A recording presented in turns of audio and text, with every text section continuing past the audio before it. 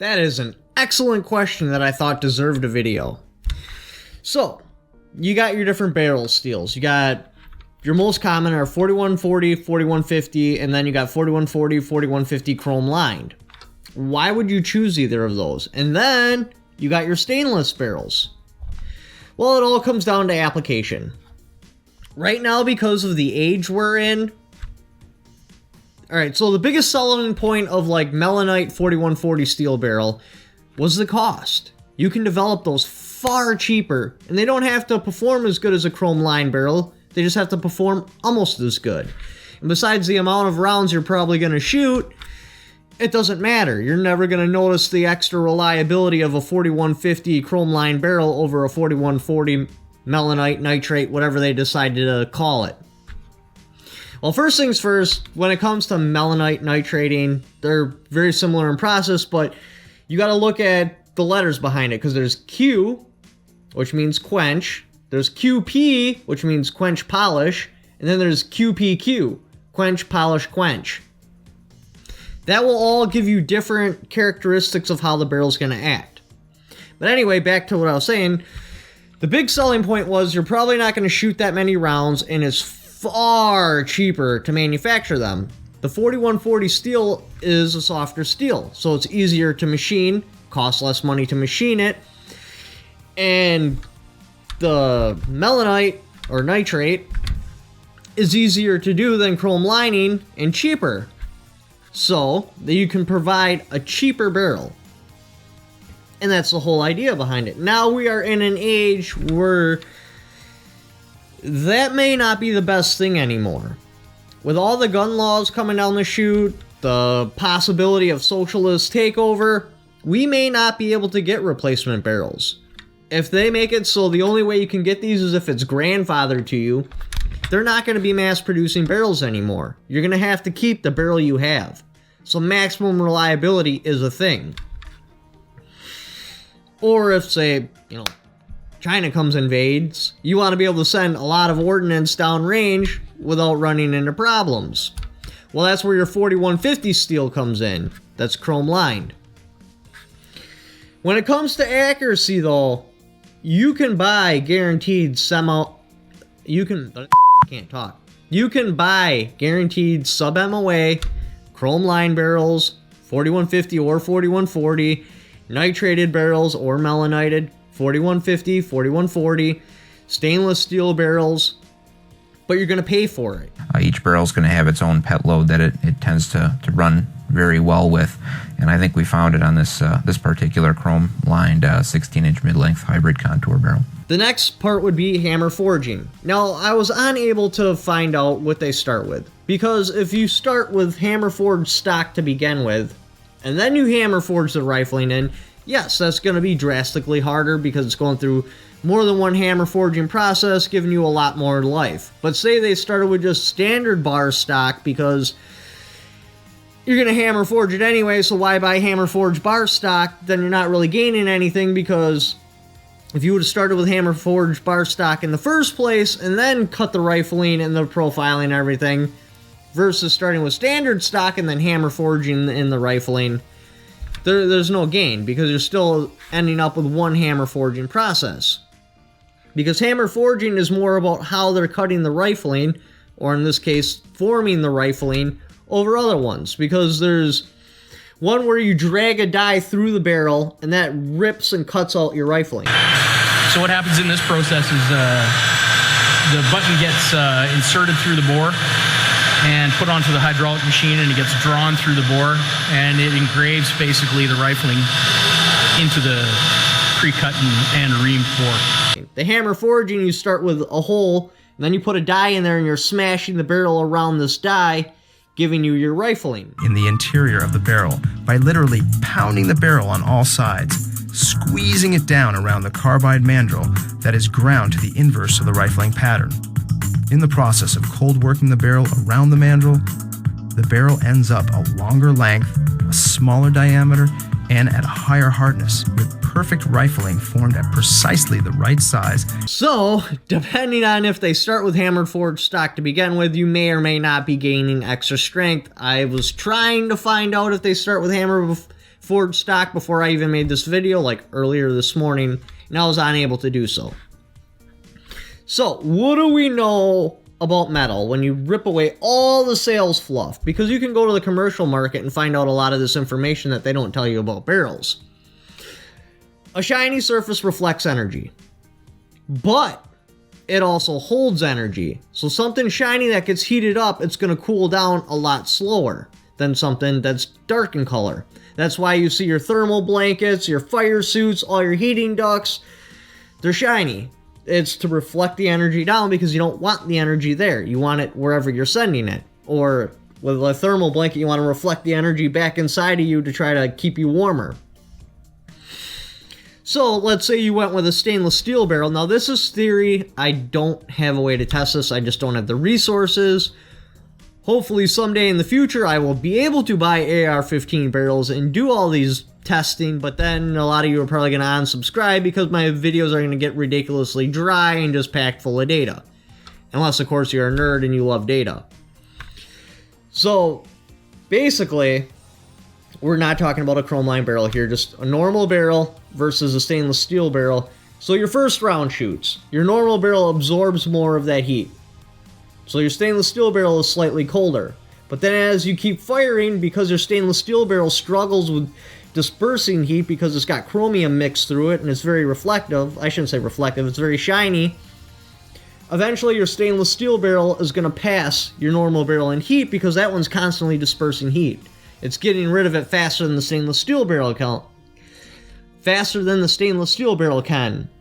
So in a battle of endurance or attrition, your standard barrel is going to win over the stainless steel barrel. Now I was like, well, how come they use stainless steel barrels for like marksman barrels and that? Well, because it takes on heat slower, but it holds it longer, it really doesn't matter. Because if you're firing less than a magazine, the hardness of the stainless steel and the rigidity, unless in a magazine, you're going to hold a tighter group because your standard barrel is going to suck up heat a little bit quicker, so your group's going to open up, but it will hold that open group. Where if you were to continuously fire with a stainless steel barrel, like in Iraq Veterans 888, eventually the barrel will have a catastrophic failure. It will happen quicker than a normal barrel. So you're sacrificing the ability to just keep sending rounds to hold a small amount of rounds in a tighter group. But your normal barrel, if you buy a sub-MOA normal barrel, the consistency of how well you can hold that tighter group won't be quite as good because it's not going to have the girth, it's not going to have the rigidity, and it's going to take on heat a little bit quicker. But if you were to buy one that shoots better, like say your stainless steel barrel will shoot a half MOA and you buy a quarter MOA, ideally then it'll open up and it'll still be within the stainless steel thing and eventually surpass it. But now that's where chrome lining comes in. Because that's shiny and or reflective, you're sending the energy down the chamber, down the bore. But then the outside of the barrel is dark in color, so it's dissipating heat quickly. So in theory, which like I said, I can't test this right now, I just don't have the materials and the resources, you're going to send all your energy that you can down the bore. You're going to take some on, but it's fine because the outside of the barrel is dark in color, so it's also going to disperse heat better. So it'll outperform your nitrated or melanited barrel and stainless steel barrel in the long haul.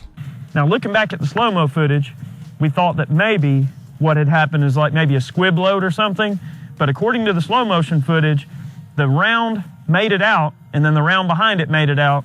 I think we just got this barrel so hot it just couldn't take any more.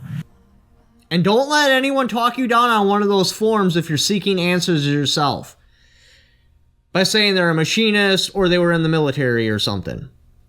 Because I was a machinist for a decent amount of time. I manufactured farm equipment, not assembled, not, I have a box of parts and I put it together and I install it. No. Raw materials, I was making hammer mills, stuff like that. So I'm very aware of what knowledge you need to be able to be a machinist. And that was the shittiest job I ever had. And I literally mean that, like, literally. That was a shitty job. There was literally shit everywhere. No matter where you looked, there was shit. Shit on the walls, shit on the equipment, shit on your shoes. It was disgusting. But a machinist can answer these types of questions. What's the difference between tubing and piping? What's the proper depth for a keyway? How do you find center?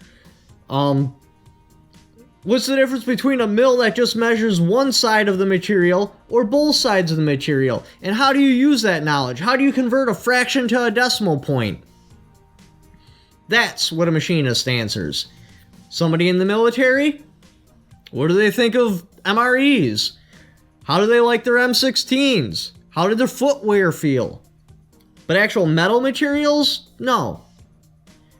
Yes, I learned how to identify the different metal materials, like cold rolled, hammer forged, stuff like that, because it would have grain, and I learned that using heat to cut things like aluminum, cast iron is extremely difficult and a terrible choice. I also learned that you think we're safety nuts in the firearm community? Man, go into a grain mill with an oxyacetylene torch. They lost their shit. I didn't know. They told me to get rid of that machine and install another one. So I went in there and started cutting. Ooh, that was not cool at all. Apparently the grain mills like to explode. When a fire broke out at Valley Feed Mill and the facility went up in flames, inside, all sorts of different types of fertilizers. And the one that people are most concerned about is ammonium nitrate, because it can be volatile. And if combusted, the blast could be as lethal as a bomb. You don't want to get confused with all the forum chatter. I've already went down that path because I like trolling, and they will claim that your melanited barrel is just as hard as chrome lining. Well, I'm like, okay, so then how come it doesn't go on a Rockwell hardness scale and show those numbers you're claiming? They'll be like, well, you gotta carry the 2, and then you go down to a molecular level, you gotta have the square root of 7, and basically they're just trying to confuse you so you feel dumb. What it comes down to is if you're gonna claim a number from a specific test, it needs to achieve that number, because otherwise that's like saying, I have a moped that can hit, I don't know, 100 miles an hour in 8 seconds, but it has a max speed of 25 miles an hour. It can just get to 25 in 2 seconds. What I'm trying to say here is you can't claim a number from a test you cannot pass, because just saying the name of that test, it has very specific how it's going to test it, which gives you a profile of the steel. So whether or not on a molecular level, when you take all the little hard pieces of carbon and pile them up, and that'll test out to a Rockwell hardness that's the same as chrome lining, it doesn't matter. It's invalid. You need to use the scale that you're using, and instead of saying a Rockwell hardness of 70, your molecule test of whatever equals that, because it doesn't have a Rockwell hardness of 70. It's like 34.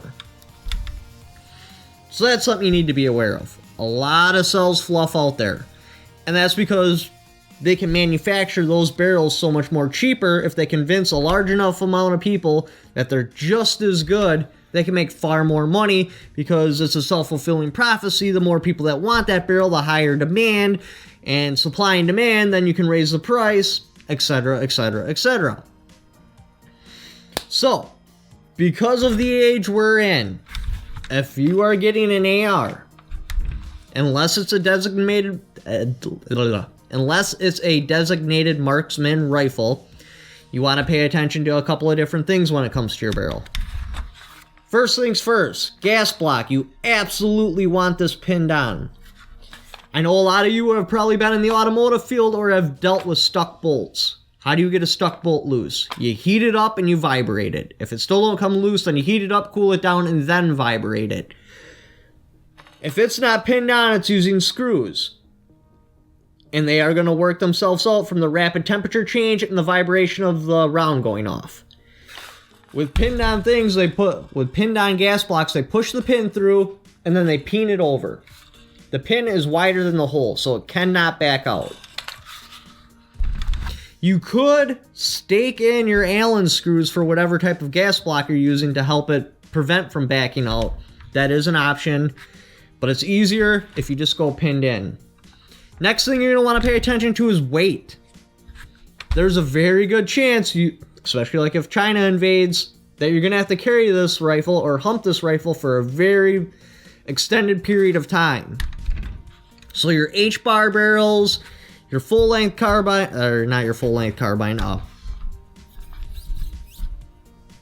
it'd be an H-bar barrel or a government barrel, they might not be the best choice. Yeah, it's only a couple of ounces, but day after day after day humping that extra couple of ounces, that's extra calories you have to consume. If calories are limited, that could be a problem. That could be the difference of life and death without even shooting the rifle, just having to hump around that extra weight.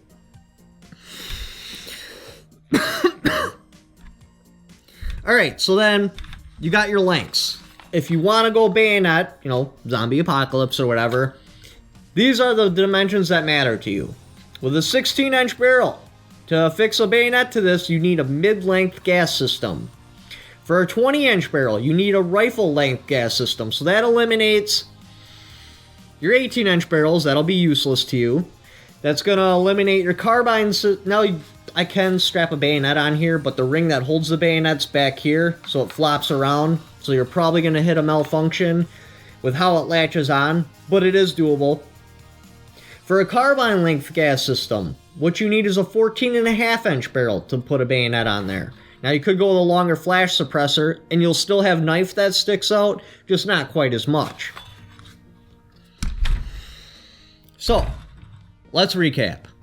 You want a 4150 steel barrel, chrome lined, pinned in gas block. If you want a bayonet, on a 16-inch barrel, it's got to be a mid-length gas system. Now, if your AR is doing something different, like designated marksman or something like that, these rules don't apply. You know, that's totally different. It's a different style of shooting in that. But for what people typically purchase ARs for today, that's what you want. But anyways, thanks for watching. Leave in the comments below what you think about all this, how you set up your AR. Don't forget to subscribe.